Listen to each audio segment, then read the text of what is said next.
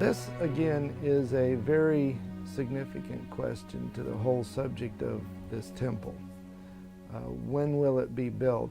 Is it to be built at all? There are those who believe that Ezekiel's temple was never intended to be built.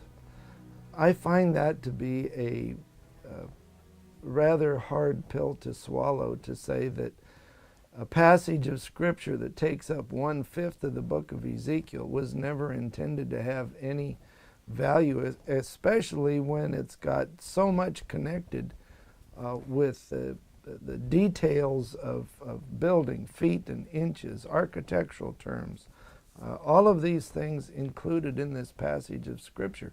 Matter of fact, there is more space given to Ezekiel's temple than the tabernacle, Herod's temple, and Solomon's temple all put together. And the three I just mentioned, Solomon's temple, Herod's temple, and the tabernacle, were all built. So why would God take more time to talk about a temple that was never to be built? That doesn't seem right to me. It seems to me this will be a temple that will be built. So the question is when? There are those who believe this will be the very next temple built. And I can remember, and that it relates to the tribulation period. And I can remember one of the first times that my temple model was set up in a national display, that there were those who said it shouldn't be in the room where we are going to be worshiping, because they didn't want the temple for the Antichrist in such a place. I have a hard time believing this is the temple for the Antichrist, and let me show you why. In Ezekiel chapter 43,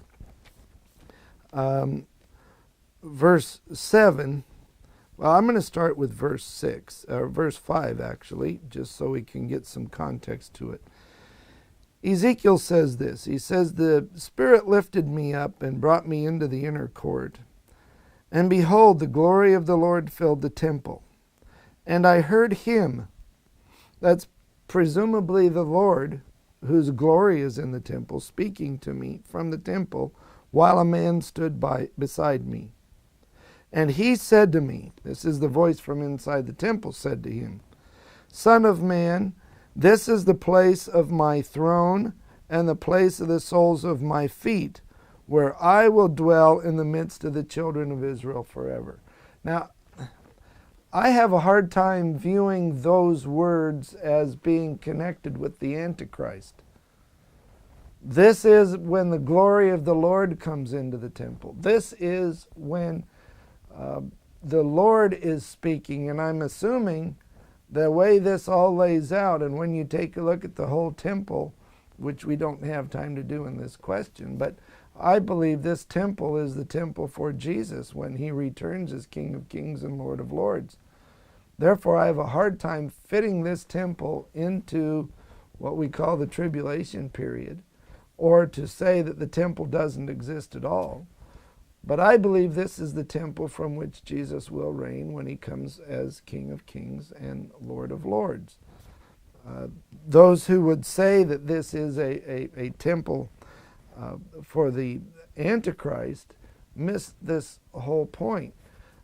And I've heard some who say that, well, this temple is going to be the next one built.